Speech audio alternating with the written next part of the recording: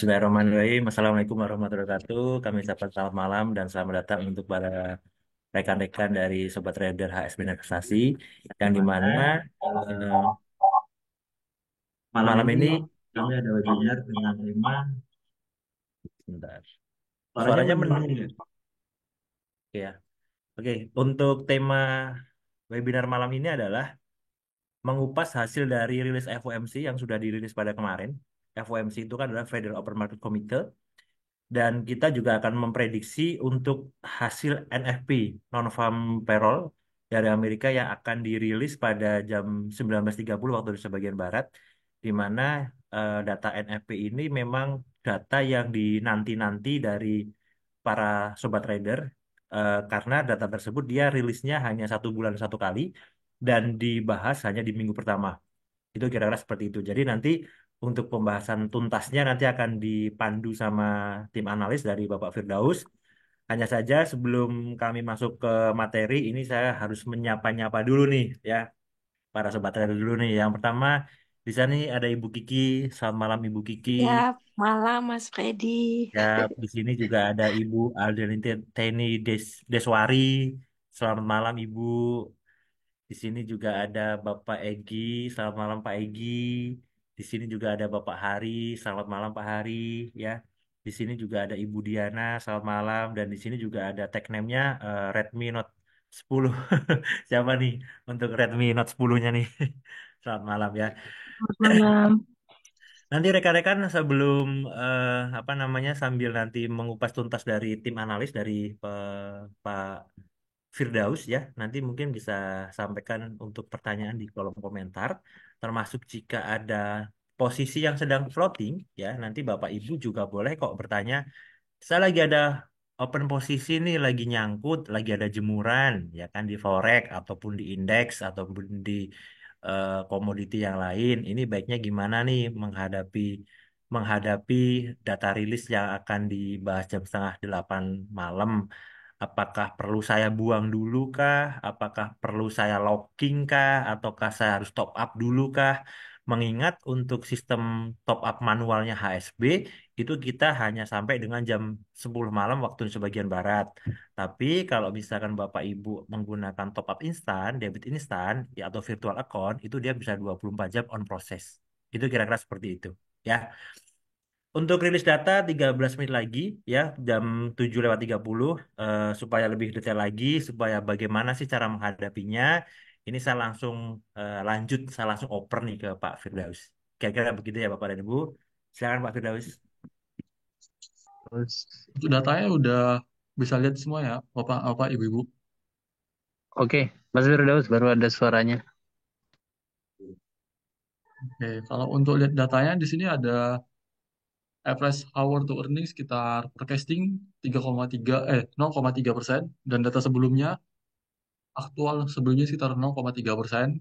Untuk NFP-nya sendiri sekitar forecasting 238.000 dan data sebelumnya sekitar 303.000 atau terjadi pelemahan di forecasting kali ini. Apabila terjadi pelemahan terhadap forecasting, apabila data real yang keluar itu lebih rendah daripada sebelumnya, ini akan menandakan pelemahan terhadap dolar. Untuk unemployment rate itu forecasting sekitar 3,8% dan data sebelumnya sekitar 3,8% juga.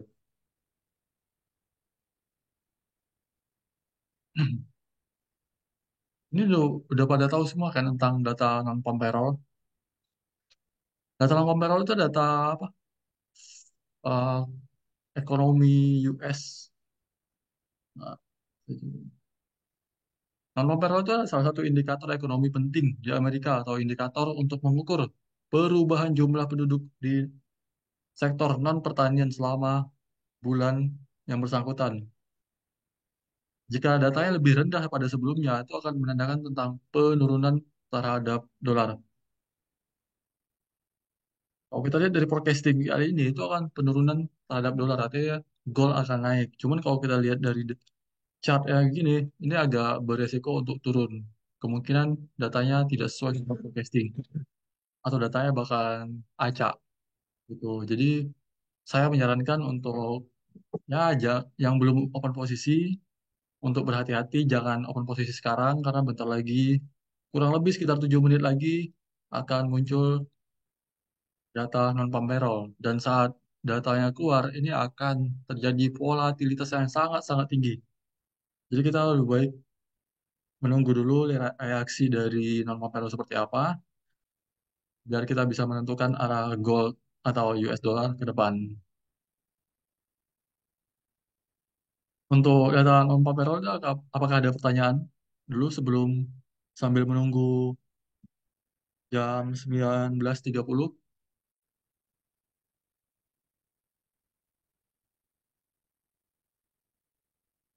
Hmm? Mas, Mas Firdaus. Ya, Bu. Iya, ini data NFP tidak bisa kita kaitkan dengan data sebelumnya, pernyataan The Fed yang status quo tidak akan menaikkan suku bunga. Jadi apakah tidak ada relevansinya dengan itu atau kira-kira kan ini apa respon pasar? Respon pasar berkaitan dengan suku bunga nggak akan naik, toh? Jadi apakah kali ini dolar akan semakin melemah? Oke, makasih Kalau Mas. kalau untuk itu ya itu beda, Bu. Kalau NFP ini dia untuk mengukur atau indikator ekonomi di US tentang jumlah pekerja di sektor non pertanian, Bu, di bulan ini. Jadi kalau misalnya sama suku bunga itu berbeda sama FOMC kemarin. Jadi ini kayak satu indikator mereka untuk mengukur jumlah lapangan kerja di sektor non pertanian, Bu. Jadi kita Oh iya, susah juga kalau karena kita pengen mengaitkan karena dengan FOMC kemarin. ya, karena seperti data yang kemarin juga, Mas, itu kan data unemployment claims-nya itu kan di bawah prediksi, toh? Mhm. Eh, eh. Mestinya malah dolar itu menguat, tapi dia semakin melemah. Jadi kita kadang-kadang relevansi dengan masih FOMC, pernyataan FOMC. Apalagi ini kan diprediksi juga turun dari yang sebelumnya, Iya, begitu untuk jumlah tenaga kerjanya. ya kalau itu sebenarnya kalau apa namanya FOMC itu lebih bahas tentang suku bunga. Kalau ini sih beda sih sebenarnya. Suku bunga mereka cuma untuk menekan inflasi aja, Bu. Makanya The Fed kan belum berani untuk menurunkan suku bunganya karena mereka agak ragu gitu. Kalau misalnya mereka turunin, takutnya terjadi inflasi yang tinggi. Jadi kalau misalnya data ini berbeda sih sebenarnya. Oke, Mas, ini berkaitan dengan yen. Ini kan ada intervensi dari pemerintahnya sendiri kan, gitu. Apakah itu intervensi itu nggak nyangkut-nyangkut ada pengaruhnya terhadap untuk yen? Apakah dia akan semakin menguat yen, Mas? Bisa ke 150 atau gimana, Mas? Thank you, Ah, Mas. oke, Ini baik. saya bantu jawab ya. Jadi gini Bu, yang namanya data rilis itu kan dia sifatnya memang banyak nih. Mas nyambung begini. Data rilis itu dia sih memang sifatnya banyak nih. Sedangkan di Kamis kemarin, tepatnya di Rabu malam Kamis dini hari, Amerika habis merilis suku bunga. Kayak suku bunga itu kan dia sifatnya adalah pasti nih apakah suku bunga itu benar akan dirilis ataukah dia tetap ataukah akan diturunkan. Dan ternyata hasil suku bunganya kemarin memang tetap hasilnya. Hanya saja itu dibantu dengan pidato yang dirilis di jam setengah 2 pagi. Ya, korelasinya adalah dengan hari ini itu sangat berbeda karena untuk di hari ini kan kita membahas terkait tentang tiga data. Yang pertama non-farm payroll. Non-farm payroll itu adalah data tenaga kerja yang ada di Amerika tetapi tidak meliputi sektor pertanian. Itu yang pertama. Yang kedua itu juga ada pembahasan terkait tingkat rata-rata pendapatan per jam. Yang ketiga itu dia juga ada pembahasan tentang jumlah lowongan pekerjaan. Ya, jadi memang untuk proyeksinya di FOMC kemarin itu dia tidak bisa disangkut pautkan dengan data yang akan dirilis di malam ini. Itu yang kedua.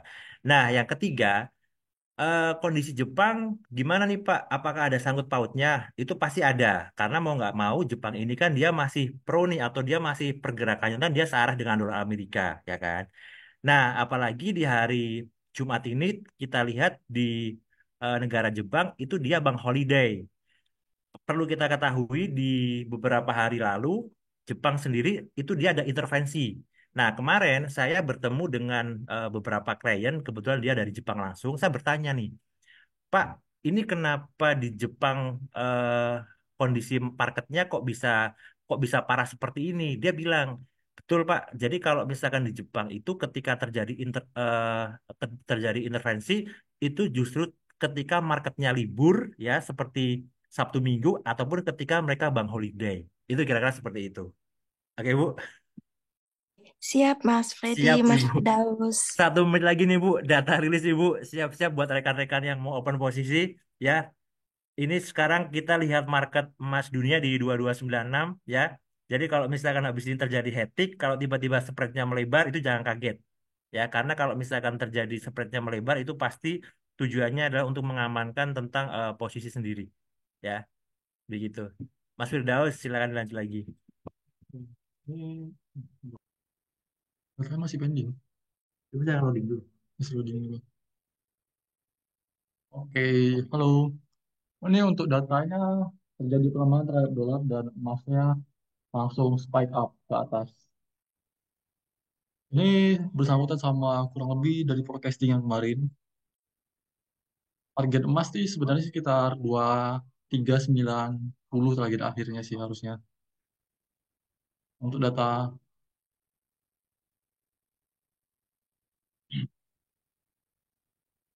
saya coba buka dulu. Bentar ya, data masih belum keluar. Hmm. Halo, Bapak Ibu bisa dilihat tuh datanya. Ini untuk hasil data yang udah keluar, ternyata average power to earningnya sekitar aktualnya 0,2 dan sebelumnya sekitar 0,3. Dan untuk data NIP-nya sendiri itu lebih kecil, jauh lebih kecil dari perkiraan atau forecastingnya sekitar 175.000. Dan untuk unemployment rate sekitar 3,9 atau lebih besar daripada sebelumnya. Ini ada data yang membuat pergerakan harga emas langsung spike up ke atas, one way ke atas. Berarti ini datanya mendukung untuk dolar. Coba kita lihat indeks dolarnya. Langsung indeks dolarnya. Ini DXY ada indeks dolar. Pas data keluar langsung turun ke bawah. Ini karena terjadi datanya bagus untuk dolar. Datanya bagus untuk gold atau pelemahan dolar terjadi. Data aktualnya 175.000. Ini, di sini apakah ada yang open posisi tadi untuk sebelum nonton peron? Sesuai prediksi, Mas, dolar melemah, Mas. Oh, saya skip. Jumlah tenaga kerjanya Sama. berkurang. Kalau mobil sekarang apa? Kalau posisinya seperti ini, lebih baik kita eh, nunggu dulu data apa retest dulu. Ini kan harganya udah one way ke atas. Ini udah di top structure di sini. Di sini juga ada bikin lower high. Jika dikasih retest untuk di area sekitar 2307 ini boleh untuk kesempatan untuk buy dengan SL kurang lebih sekitar 60 pips atau 0,1 sekitar $60. Kurang lebih di sini kalau misalnya dikasih retest ya. Kalau misalnya dikasih retest, ini ada area yang bagus untuk buy dengan target kenaikan sekitar target pertama sekitar 23 28. Jika ragu jending jangan buy dulu jika ragu. Lebih baik tunggu market benar-benar terbentuk sempurna. Apalagi sekarang data baru keluar sekitar kurang lebih 5 menit. Jadi lebih baik kita menunggu dulu sampai marketnya lebih tenang dan lebih stabil baru kita cari entry posisi yang pas. Tapi kalau melihat dari time frame yang lebih kecil, ini berpotensi untuk retest. Retest kurang lebih di sini. Ini retest dari atas, retest kurang lebih di area sini. Dia akan jadi retest. Kalau misalnya dikasih dan target kenaikan kurang lebih sekitar 23, 28. Itu artinya untuk perkiraan harga emasnya. Dan untuk jangka panjangnya emas kurang lebih dengan target kenaikan sekitar di area sini. 2370 sampai 2391 target jangka panjang emas.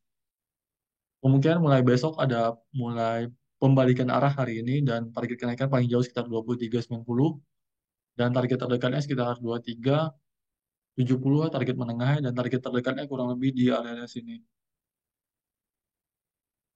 23.28.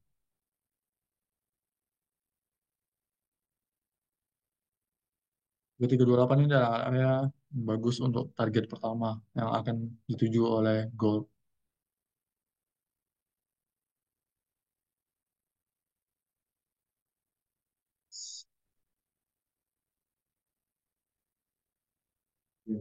Yang retest pasti gimana?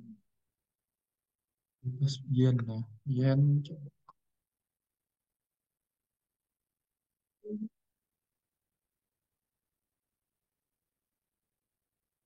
yen kalau kita melihat dari pergerakan besarnya, di sini dia sudah membentuk sekitar Elliott wave pertama.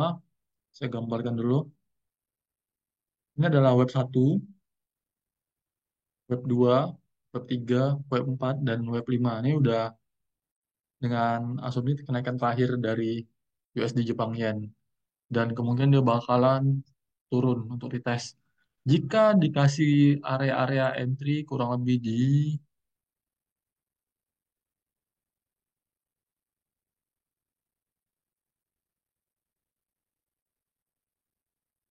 5 sama.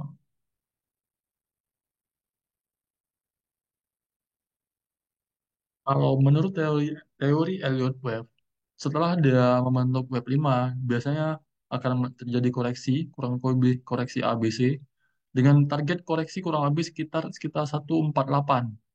148 sebelum naik lagi dan untuk koreksi lebih dalam. Mungkin kurang lebih sampai sini untuk target. Kalau kita melihat dari time frame besarnya kurang lebih di sini. Ini adalah area-area potensial untuk ini. Kalau dilihat dari time frame besar retestnya kurang lebih di sini untuk area sell. Tapi ini bakalan terjadi bakalan lama sih ini. Pergerakan di forex sekitar 156 ini area-area imbalance atau area-area bearish order blocknya kurang lebih di sini.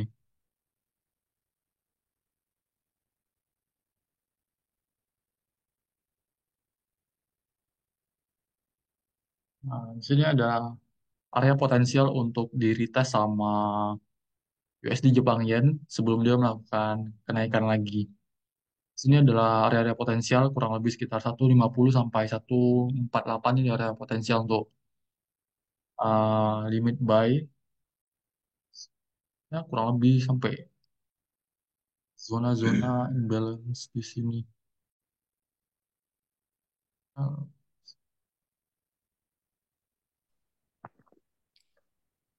Mas Firdaus, apakah untuk ini yen baru kita nanti cari dia akan sell, menunjukkan Mas? penurunan lagi setelah visit dari sini. Hmm, Kita cari sell atau cari buy, Mas, untuk yen?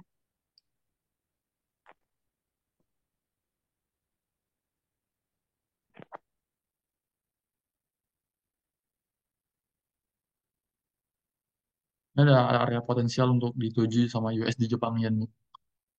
Di sini ada namanya bearish order block. Kemungkinan dia retest sampai sini naik, langsung melanjutkan koleksi untuk C-nya di sini. Ada potensial untuk divisit akhirnya ini sekitar 141.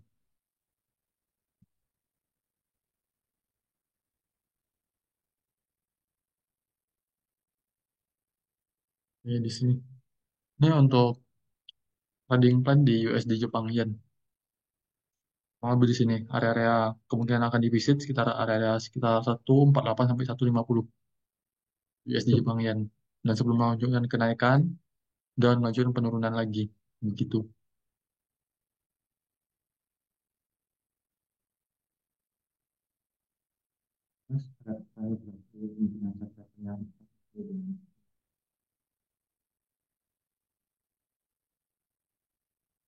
Ya, untuk Bu Kiki apakah sudah jelas, Bu? Sudah ya, oke. Kalau Oke. ini Thank you, untuk Mas. Thank you. emas. Kalau emas untuk pembutuhan chart pattern kita bisa tergantung ini ingin aktual data pelemahan dolar.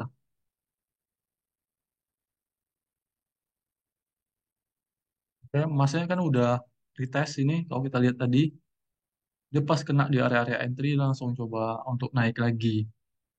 Kita lihat dari time frame 5 menit ya. Sebentar kita coba lihat dulu. Jadi tes di area pas di area sini tadi kalau misalnya ada yang pending udah kurang lebih sekitar 20 pips ya. Ini. Ya, 28 pips. Kalau pengen lihat itu kembali pertanyaan, chart pattern tergantung dari Bapak sih, Pak. Bapak pengennya uh, trading jangka pendek atau menengah atau panjang. Kalau saya sih biasanya kalau untuk dari awal, saya melihat dari 4 hours-nya. 4 hours-nya arahnya masih kemana sih? Kalau kita lihat dari sini, 4 hours-nya masih ada potensial untuk lanjutkan kenaikan. Seperti yang di webinar sebelumnya saya sudah memperkirakan kalau gold akan ke area sekitar 2390. Kalau kita lihat dari chart pattern juga, di sini juga ada namanya pola double bottom. Ini untuk time frame besarnya, double bottom di gold. Kalau kita perkecil lagi time frame-nya, di sini juga membentuk pola double bottom.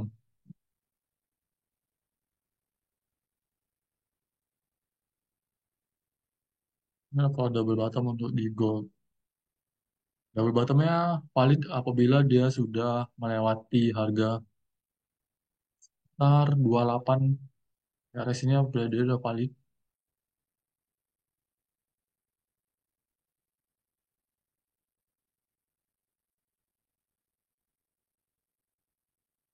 Valid double bottom apabila dia sudah seperti ini, langsung naik.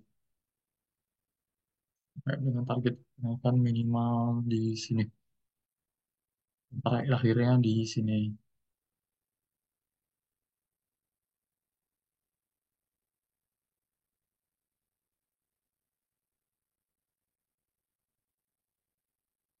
Dulu sebelum NZDP dipanggil,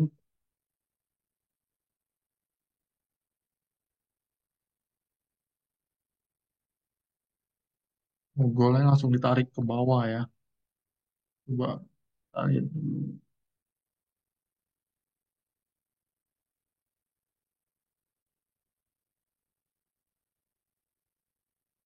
Gol apakah ada pertanyaan lagi? Sorry Pak Egi.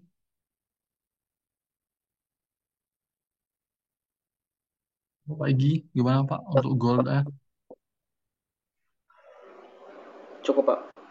Kalau nggak ada, saya akan lanjut di pertanyaan dari Pak Haryanto Gunawan untuk NZD Jepang Yen ya. Coba lihat dulu NZD Jepang Yen.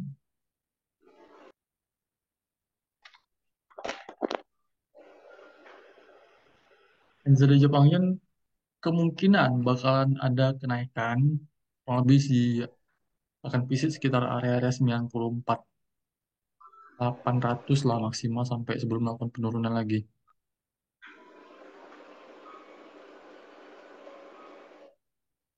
Ini adalah area-area potensial untuk di visit kembali sama NZD Jepang Yen. Cuman saya tidak menyarankan untuk open posisi sekarang karena saya belum ada melihat kenaikannya cukup kuat untuk di USD apa NZD Jepang Yen.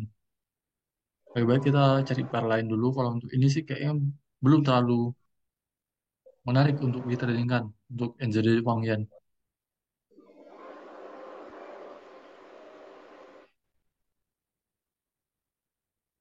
USD Jepang Yen ya.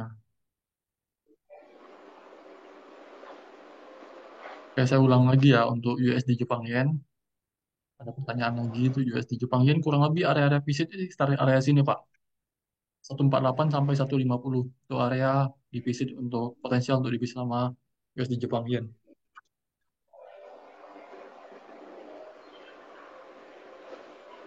Dengan target kenaikannya kurang lebih sekitar 156 untuk USD Jepang Yen.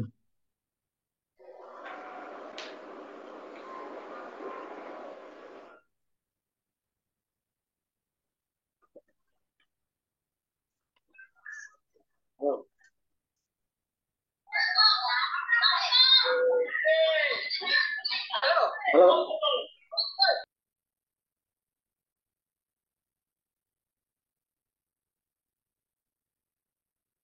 Gold sementara sebenarnya masih bullish, cuman untuk di time frame besarnya masih bullish. Untuk time frame kecilnya sebenarnya dia lagi retest aja sih tadi. Retest. Yang penting dia tidak lebih rendah pada sini. Mending kita lebih baik untuk WNC dulu. Karena datanya, coba share lagi. Ini mendukung untuk kenaikan dari pelemahan terhadap US dollar sih. Dia masih ada potensial untuk kenaikan lagi. Cuman lebih baik untuk saat ini lebih baik WNS dulu untuk di USD Jepang Yen.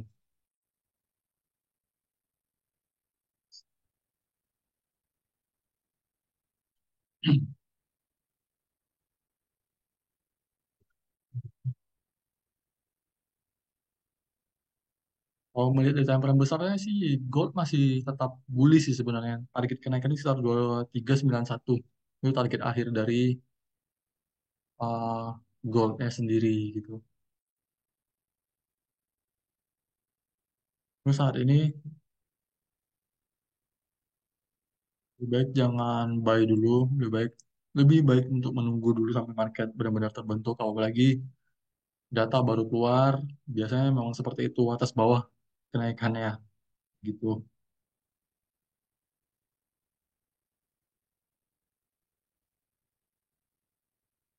Izin tanya Oke, Pak Firdaus. untuk yang lain apakah ada pertanyaan?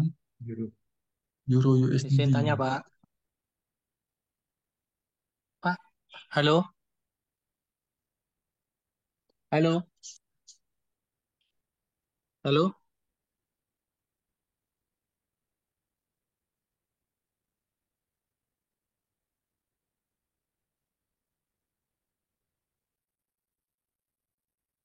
Mau bertanya Pak? Halo? Cek, cek.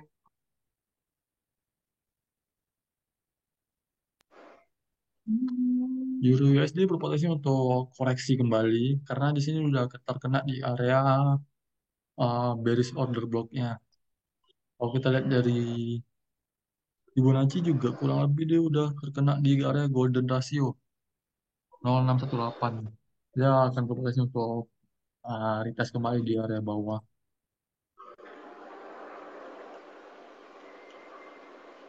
Mungkin bakalan jadi koreksi minor. Tapi lebih baik untuk lebih baik WNS dulu karena data baru keluar.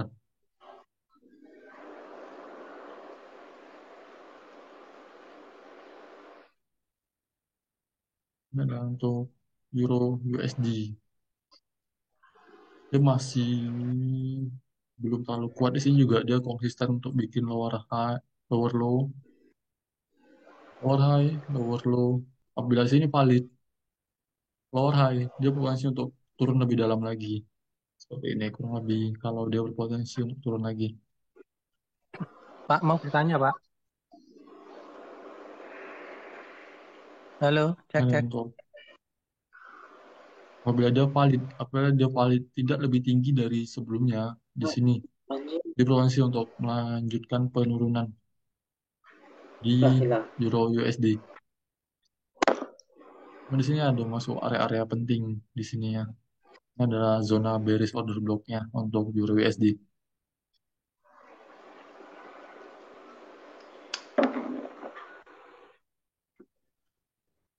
Apakah ada yang lain ingin ditanyakan? Mau bertanya Pak? Mau sharing portofolio juga boleh. Cek, cek. Suara masuk enggak ya Pak? Halo, mau bertanya. Suara masuk enggak ya Oke, Pak? ini saya coba bahas sedikit tentang US Oil ya atau WTI. Di US Oil juga di sini berpotensi untuk melanjutkan koreksi.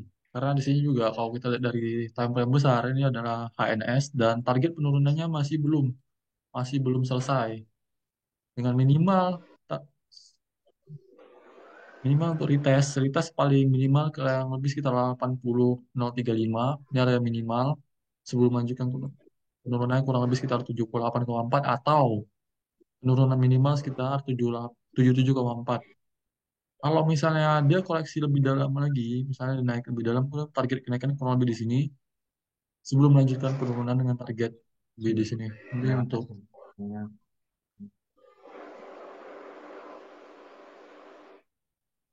Halo,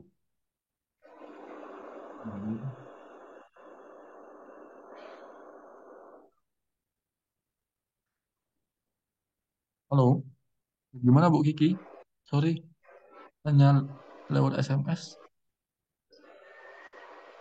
Ada yang bertanya tadi, Mas, bapak-bapak, tapi lewat suara. Oh, sorry, maaf. Tadi kayaknya saya suaranya kematiin deh kayaknya tadi. Ada yang tanya ya? Halo, mau tanya, bisa didengar tidak, Pak? Oh iya, bisa Pak, bisa Pak. Sorry, maaf. Oh Tadi ya, oke. Ya, baik, Pak. Ini kan saya mau tanya ya, Pak. Ya, ini kan ada dua berita sebetulnya kan. Jam 17 dengan jam 21. Jam 19 ya, dengan jam 21. Nah, 19 ini ini Pak, baru 19. 19 ya? iya, 19.30 19.30 dengan sama jam 21 21 ya. ya. Iya. Iya. Nah, ini kan eh, kalau semisal hasil PMI-nya ini baik dan mendukung penguatan dolar, nah itu kira-kira lebih untuk pembobotannya itu lebih besar mana ya Pak pengaruhnya dengan yang non farm payroll sini. Kemudian yang kedua ini Pak mau tanya untuk yang apa istilah retest ya Pak ya istilahnya itu kira-kira untuk kita bisa menentukan retest itu kita melihat di timeline berapa Pak? Time frame ya. Mungkin itu. Iya time frame-nya. Iya. Makasih Oke. Pak Firdaus. Iya Pak. Kalau melihat dari datanya, data IMS Service PMI ya, kalau nggak salah Purchasing Manager Index sektor jasa ya, kalau nggak salah jam 9 ya. Belum dong. Maksudnya itu dia nanya efeknya apa, prediksinya. Kalau dilihat dari forecastingnya, Purchasing Manager Index. iya, forecastingnya sih lebih rendah pada sebelumnya ya. Lebih tinggi, sorry.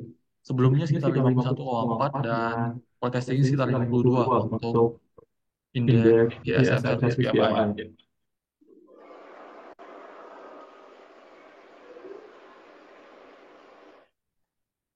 Kalau tadi pertanyaannya mana yang lebih efek ya Pak ya? Sorry. Sebenarnya sama-sama high impact sih Pak.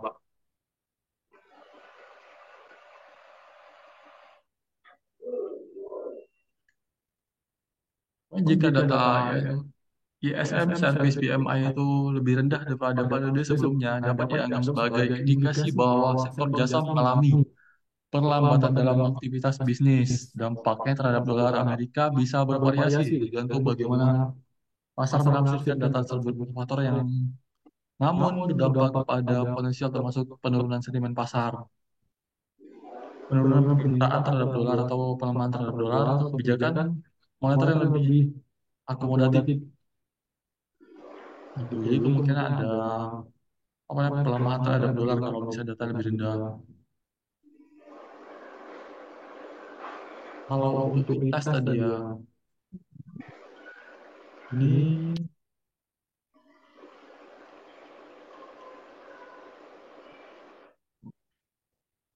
kalau Bapak pengen lihat di tes, tergantung Bapak patternnya dari time frame berapa gitu Pak. Kalau bisa Bapak lihat dari sini, kamu lihat dari sini, ini kan dia ada break of structure atau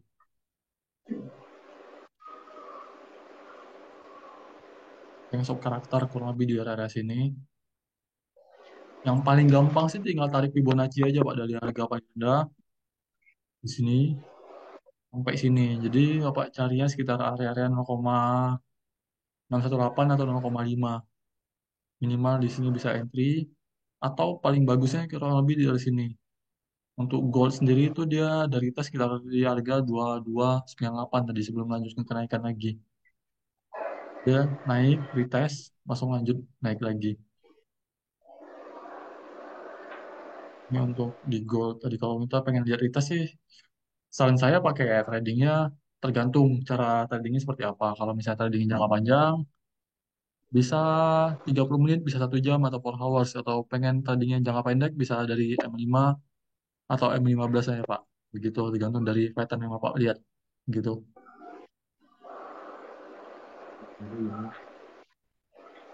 Itu USD Kanada ya. Ya. Kalau kita lihat dari strukturnya, di sini sebenarnya dia masih bullish, naik, terus pas di sini dia naiknya tidak lebih tinggi daripada sebelumnya dan malah dia break dari supportnya dan di sini berpotensi untuk melanjutkan penurunan lagi untuk di USD Kanada. Di sini juga udah cek swap karakter dari bullish ke bearish untuk USD Kanadanya. Di sini ya. Mungkin dia akan retest kembali kurang lebih di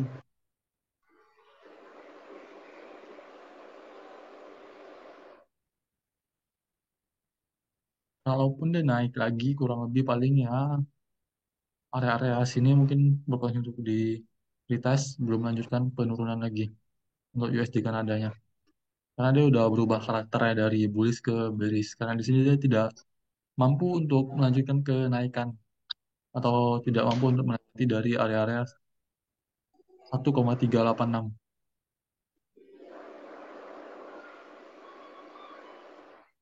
Ini ada area penting di USD Kanada dan dia kemarin sempat naik tapi tidak lebih tinggi daripada resisten sebelumnya atau dia berubah karakternya dari bullish ke bearish gitu. Ini untuk USD Kanada.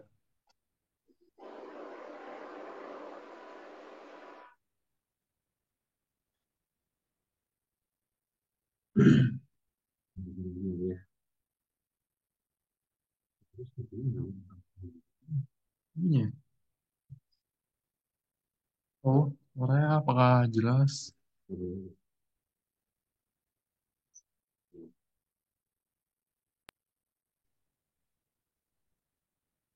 Siap, sama-sama Bapak Jainuddin ya. Selain dari list yang sudah dibahas tadi di jam setengah 8, nanti malam juga masih ada data list di Amerika. Itu ada dua data yang dibahas. Yang pertama adalah medium, sama yang kedua adalah high impact. Kalau misalkan di sini kan tadi Pak Fairuz juga sudah mendapatkan pertanyaan nih, kira-kira impact-nya gimana nih Pak untuk DSM service PMI? Di mana untuk jam 20:45 kan dia final service PMI nih. Nah, untuk prediksinya itu di 50,9, forecast atau prediksi di 50,9. Kalau data ini sesuai, mungkin hasilnya tidak terlalu signifikan, mengingat data 2045 itu dia cuma medium. Sedangkan yang kedua di jam 21.00 adalah ISM Service PMI dari 51,4 ke 52,0. Diprediksi dolarnya dia akan bagus. Ya ini di jam 9 malam. Tapi nanti bagaimanapun pun kalau misalkan sedang clear posisi ketika mau open lagi mungkin nunggu setelah datanya dia keluar. Kira-kira begitu. Ya. Sama untuk rekan-rekan yang hari ini masih ada floating, ya terutama di USDCPY, saran saya mungkin kalau misalkan sudah profit dikelirin dulu saja, mengingat antisipasi terjadi intervensi seperti di beberapa hari lalu, Jepang kan cukup signifikan nih pergerakannya nih, jadi kita mengantisipasi terjadinya gap di hari Senin. Ya, kira-kira kayak gitu. Sama-sama Ibu Kiki. Barangkali ada pertanyaan dari yang lain nih Sobat Trader. Kita masih ada waktu nih, kurang lebih 11 menit. Pak Saiful mau bertanya mungkin Pak?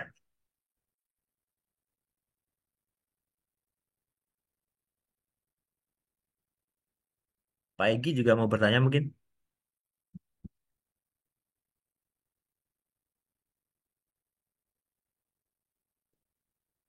Kayaknya untuk pertanyaan perlu saya absen nih ya. Ibu Devi mau bertanya lagi juga boleh kok Ibu. Mau dibuka speakernya juga boleh Bapak saya supaya kita lebih hidup lagi nih untuk suasana nih. Ada yang profit nggak di momen setengah 8 tadi?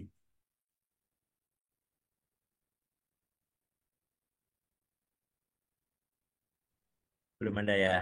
Alhamdulillah saya profit Mas. Jangan lupa Sesuai WD ya Bu. prediksi. Jangan lupa WD Bu. Iya, jangan lupa. Habis Ya. saja baru aja WD Mas. Alhamdulillah. Alhamdulillah ya. Alhamdulillah, iya. Sesuai prediksi Mas, jumlah tenaga kerjanya berkurang. Ya, Ya, thank you Mas, thank you. sama Ibu ya. Tinggal nunggu data lagi ya Bu, 1 jam lagi ya Bu, jam 9-nya ya Bu. Oh iya iya iya Ibu Mas. kan gini Bu, kemarin itu di beberapa di Rabu itu kan saya ketemu sama orang Jepang Bu.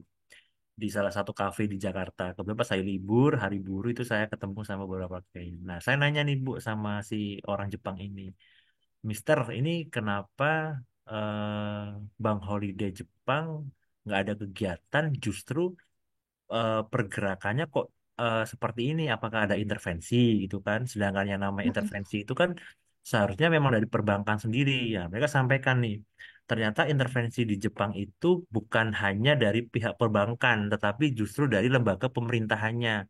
Mereka justru ingin mengurangi resiko-resiko perusahaan supaya tidak terjadi kerugian lebih. Itu kira-kira seperti Hmm. itu. Bahkan kemarin itu kan dia pertama bermain di 152 sampai 154. Nah, sebelum sebelum dia berani naik 160, memang sudah ada statement nih bahwasanya kita akan menaikkan market yen sampai ke 160. Ternyata beneran diburu nih Bu, 160 bener-bener diburu dan ketika sudah sampai 160 itu memang tidak ada sama sekali investor yang berminat di harga-harga tersebut. Itu secara Hmm. fundamentalnya loh ya. Begitu dia udah Iya. nggak minat, ya udah dia langsung dibalas koreksi tuh Bu, sampailah nyucuk sekarang di 152 lagi. Ini kemungkinan nanti dia paling naik turunnya 154, satu Oh siap siap Mas. 149, naik turunnya paling di situ-situ lagi Bu. Ya jadi kalau Oke misalkan mau siap. open Jepang, open Jepang ini dia juga enak sih Bapak saya Bu. Kalau misalkan rekan-rekan belum pernah ada yang open di Jepang, forex di Jepang itu dia hampir sama persis seperti samurai. Jadi dia tuh runcing banget pergerakannya ya. Ya, tapi dia benar-benar tajam sekali kena dia luar biasa, kerasa nyerinya. Itu kira-kira gitu ya. Jadi pokoknya kalau misalnya udah cuan di Jepang, udahlah clearin dulu aja, nanti bisa ambil lagi. Jepang enak kok pergerakannya kok. Iya, makasih Lagi. banyak Mas Freddy, Sama-sama Mas Ibu Kiki. Airos. Siap. Sekarang di Makassar jam 9 ya. Benar Mas, sembilan Tuh. lima belas. Ini tadi saya juga dapat notif dari yang di Bali. Bali jam berapa sekarang? Sama, di Bali juga. Bali Makassar sama Mas. Oh, Bali Makassar Satu, sama ya. iya, Iya. Kebetulan Wita. saya nasabahnya orang-orang jauh-jauh semua ini. Dari Bali, dari Makassar, ada yang juga dari Jakarta juga banyak nih. Bapak Ibu ada pertanyaan lagi nggak? Atau bingung nih dengan materi yang dijelaskan Pak Virus? Atau pengen cari sumber beritanya? Jadi biasanya Mas Virus itu kalau misalnya memberikan ulasan data seperti ini, beliau ambilnya kalau catnya dari tradingview.com. Tradingview.com ini dia bukan broker ya. Jadi dia seperti penyedia harga atau majalah forex ya. Nah, HSB kita bekerja sama dengan tradingview.com. Jadi kalau misalnya Bapak Ibu lihat chartnya ke HSB kok sama, karena kita memang bekerja sama dengan tradingview.com. Sedangkan yang kedua, kalau misalnya untuk masalah berita-berita ekonomi kalender, itu ada beberapa sumber. Yang pertama, acuannya adalah di forexfactory.com. Hanya saja kalau Bapak Ibu buka di Forex Factory, kadang dia diblokir sama Kominfo. Kominfo menganggap ini ilegal, makanya mereka blokir. Kalau pengen aksesnya kebuka, bisa menggunakan jaringan VPN. Sedangkan yang kedua, itu bisa saya rekomendasikan menggunakan investing.com. Investing.com ini bisa di-download di handphone ya, di Play Store ataupun App Store. Kalau enggak bisa buka langsung di webnya investing.com. Di situ banyak banget ulasan-ulasannya. Itu kira-kira seperti itu. Dan untuk materi di hari ini kita akan tayang biasanya 2 sampai 3 minggu. Setelah direvisi ada beberapa yang diedit baru dan nanti akan ditayangkan di YouTube. Jadi Bapak dan Ibu juga bisa melihat rangkumannya kembali di YouTube itu paling nggak 2 sampai 3 minggu. Tapi kalau butuhnya pengen cepet nanti mungkin bisa hubungi RM-nya masing-masing. Itu kira-kira seperti itu. Selain itu saya juga mau ingatin juga nih untuk nasabah-nasabah HSB yang kemarin ada join Promonet Deposit, ya Promonet Deposit, itu kan kemarin kita mulai tayang di tanggal 22 April sampai 29 April. Nah, untuk vouchernya semua sudah dibagikan, itu di tanggal 2 sampai tanggal 3 Mei, di kemarin sama di hari ini. Itu untuk masa kadaluarsanya adalah 30 hari setelah pemberian voucher dikreditkan. Yang kedua, untuk Bapak sama Ibu yang kemarin waktu zamannya Ramadan Lucky Draw itu ada join voucher ataupun dapat barang entah MacBook ataupun iPhone ataupun sepeda motor ataupun kendaraan roda yang empat yang lain itu bisa langsung dikonfirmasi supaya bisa bisa dikirim. Kalau mau dikirim berupa barang boleh, tapi kalau mau ditransfer itu juga boleh. Tapi nggak bisa masuk ke Ekuitas, itu dia masuknya langsung ke rekening masing-masing. Jadi HSB transfer manual ke rekeningnya Bapak Ibu dan itu nggak masuk ke Ekuitas supaya terhindar dari pajak lagi.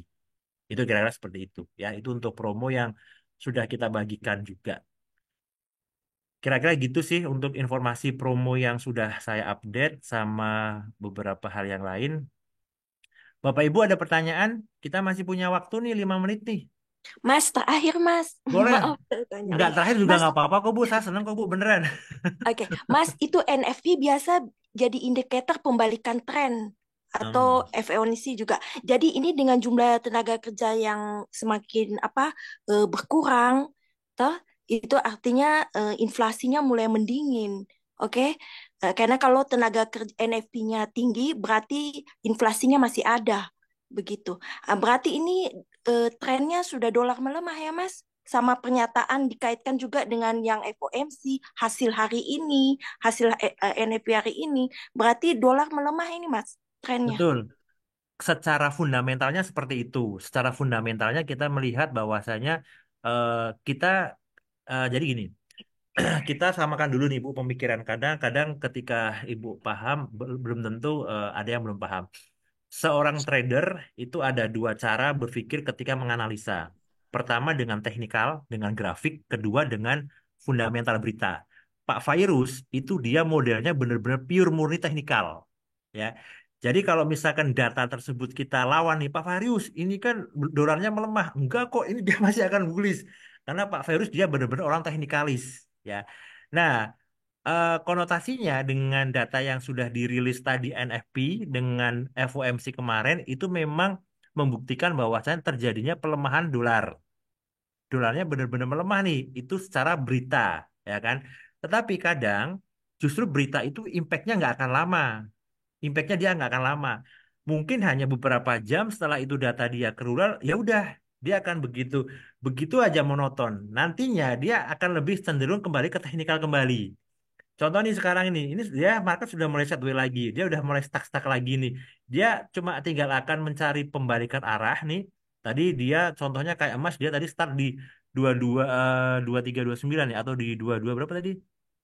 2292 ya kan? Dia tadi di 2292 mulai naik sampai ke 2320 atau di 2315-an dia pasti akan turun lagi nih ke 2292 lagi. Karena dia pasti Mas, akan jadi efek NFP ini berapa hari? dia nggak lama Bu, Berapa paling lama? sampai close market dia juga sudah selesai Bu. Senin dia udah beda tayang lagi Bu. Oh gitu. Karena saya pikir kalau mengenai yang kayak FOMC itu kan berkaitan dengan suku bunga, Mas. Kalau Hmm, suku bunga ini efeknya powerful. Jadi dia punya efek agak jangka panjang gitu, Mas. betul, Sampai betul, CPI lagi atau sampai CPI mungkin. betul. Kalau misalkan datanya era dulu ya Bu, era beberapa bulan atau beberapa tahun yang lalu, itu dia impactnya bisa sampai seminggu. Tapi Oh, ketika untuk data-data NFP sekarang, FOMC sekarang, itu dia nggak akan lama. Dia paling cuma sampai sampai close market ini aja Bu. Begitu dia di minggu depan pembukaan market, itu dia sudah akan beda lagi. gitu. Ya, ibu, Jadi ibu, boleh ibu bisa boleh cek deh. dibilang gini, Mas ya. Apakah fundamental itu dibatasi oleh teknikal? Nah, sekarang seperti itu Bu sifatnya. Oh begitu, iya ya Mas. Oke lah Mas, makasih banyak Mas Sama-sama Ibu Fedi Gigi. sama Mas Fairu sama Iya, semuanya. Kalau berbicara teknikal, fundamental sebenarnya nggak akan ada selesai-selesainya gitu. karena kita beda konteks. Thank you Mas, thank you. Iya, Sebenarnya kalau teknikal ini sendiri itu diciptakan sama Henry Charles Henry Dow atau yang disebut dengan Bapak Teknikal Dunia yang membuat indeks saham Amerika. Yang kenapa saham Amerika namanya Dow Jones? Itu ada diambil dari nama Charles Henry Dow, itu Bapak Hmm, Teknikal Dunia gitu. Kayak mhm. kadang kalau ada perdebatan antara fundamental sama teknikal itu nggak akan selesai gitu. Oke siap Mas. Yang penting ya kita profit aja lah, mau pakai cara apa aja nggak apa-apa. Yang penting hasilnya kan profit. Siap Mas, siap Mas. Kan ini apa yang paling sulit dalam bisnis ini Mas, disiplin secara emosional. Ya, itu benar. Disiplin. Apapun strateginya, kalau kita tidak bisa disiplin secara emosional, itu bisa, Mas, one bad day is enough to destroy 5 years hard working. Satu hari yang buruk bisa menghancurkan hasil kerja 5 tahun. Yes, Kalau benar. kita tidak bisa disiplin secara emosional di bisnis ini, maka kuncinya kita harus satu tuh, Mas, apa konsisten eh, lot sizing. Kita harus konsisten penggunaan lot sizing, mulai dari cara kita membesarkan account. Karena kalau kita tidak konsisten dalam lot sizing, penggunaan lot, wah itu satu hari jelek cukup menghancurkan hasil kerja 5 tahun. Jadi, oke, thank you, Mas. Ini lagi curhat nih Ibu kayaknya. Itu intinya, Mas. Ah, Ini sebenarnya ini bisnis. Susah banget lot sizing. Jadi konsisten. ah, Jadi disiplin secara emosional tuh susah banget, Mas. betul. Susah banget. Tapi itu that's the key, Mas. Jadi kita harus jaga pernapasan account. Jadi Nah, jaga pernafasan aman account. Seperti kalau mobil, jaga jarak aman. Nah, ya, kalau ini jaga pernafasan aman. iya. Dengan itu tadi, konsistensi, lot Betul. sizing. Oke, thank you, Mas. Saya cerewet sekali. Thank you, Mas. Yang penting sebagai seorang cacing, sebagai cacing berusaha menjadi naga. Itulah, Mas. Ya, oke, Ya. oke. Terima kasih Bu Kiki ya untuk Siap-siap, masukan-masukannya dan Mas. sharing-sharingnya ini ya. Bapak Ibu masih ada sharing, mau ada pengalaman-pengalaman yang lain nggak seperti Ibu Kiki nih? Pak Dede menanyakan nih, pasar apa yang bagus untuk diradingkan saat ini ya Pak ya? Silakan Pak Fairuz. Saat ini,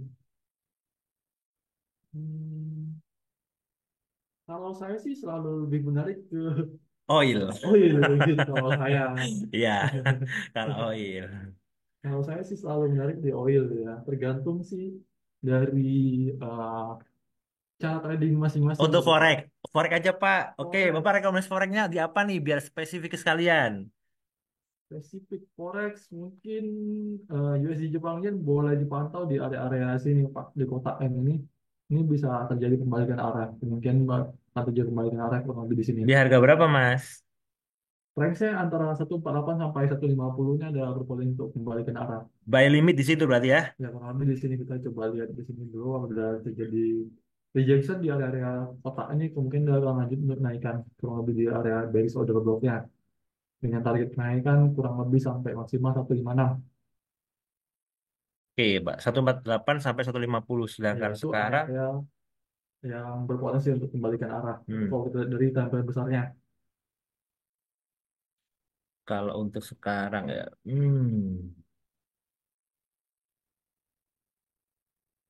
kalau sekarang dia masih mau jatuh loh, Pak. Iya, mau masih muncul itu targetnya masih belum. Kalau dari harga sekarang ya Pak 152,50-an itu target ke bawah itu paling nggak 151 sampai 151 500-an ya Pak. Itu paling terdekat. Sedangkan kita kalau bisa melihat harga rendahnya Jepang itu di 151 850-an kan. Nah, itu paling nggak targetnya dia bisa ke break low lagi tuh Pak. Sedangkan untuk range Jepang sendiri harga tingginya di 153,40-an, harga rendahnya di 151,85-an ya. Range-nya udah 200 poin ya. Iya, ya. Sudah, Sudah, sudah lumayan dan itu masih bisa nambah lagi ya range-nya ya. ya, kurang lebih. Kalau lebih lagi berarti kalau misalkan untuk mencapai harga tinggi ataupun harga rendah bisa di 154 sampai di 150 Pak targetnya Pak. Kalau tadi Pak Firdaus dia kasih rekom di 148 148 sampai 150 open buy, mungkin untuk area sell-nya di 153 sampai 154-an. Kira-kira begitu Pak. Begitu Pak Dede untuk informasinya ya. Ada lagi Bapak Ibu untuk yang ingin ditanyakan? Sama-sama Pak Dede. Ternyata sudah menunjukkan dalam 8.20 nih. Ya. Ya. Kira-kira begitu Bapak Ibu untuk informasi saat ini. Apakah ada yang mau tanyakan kembali? Karena tadi saya mulai jam 7.15 dan untuk 1 jamnya adalah di jam 8.15 ya. Mungkin ada yang mau ditanyakan sebelum kita akhiri untuk layanan webinar pada malam ini. Oke. Ada yang mau bertanya mungkin? Ada yang lagi floating mungkin? Boleh kalau misalnya mau bertanya kok. Cukup nggak ada? Beneran cukup nih. Oke, kalau nggak ada, untuk webinar di bulan ini hanya ada 2 kali, di minggu pertama sama di minggu ketiga. Ya, di minggu ketiga. Nanti untuk materinya akan dibagikan sama tim. Kalau misalkan sudah ada informasi materinya, nanti kita pasti akan broadcastkan kembali. Entah mungkin melalui WhatsApp ataupun melalui aplikasi HSB. Kira-kira begitu. Ya. Pak Farus ada yang mau ditambahkan mungkin? Oke, ini untuk sedikit sharing aja untuk outlook oil. Kemungkinan oil bakalan visit di area 77,78. Atau juga kalau dia lanjutkan penurunan kurang lebih 7,8 dan peluangnya untuk kenaikan lagi. Ini untuk bonus. Atau bisa juga skenario kedua, oil membentuk inverted head and shoulders seperti ini kurang lebih. Lihat, ini bisa terjadi seperti ini. Untuk validasi harganya, lihat dulu apabila harganya naik melebihi dari area sini, ini berpotensi untuk mencari peluang buy dengan target kenaikan kurang lebih 81,135. Apabila dia, saya merekomendasi untuk memantau di area sekitar 78,78. 77 sama 77,78, sorry, kurang lebih di area di sini. Ini bisa untuk dipantau untuk di area buy. Saya merekomendasikan untuk pantau di area sini untuk di oil. Gitu. Oke. Ini untuk bonus yang webinar hari ini untuk outlook oil. Atau juga bisa apabila dia nge-break dari 79,75 itu juga berpotensi untuk naik. Apabila harga sekarang dia naik melebihi dari sini, naik lebih dari sini retest, ini bisa untuk buy dengan target kenaikan kalau lebih sekitar 81,35 gitu.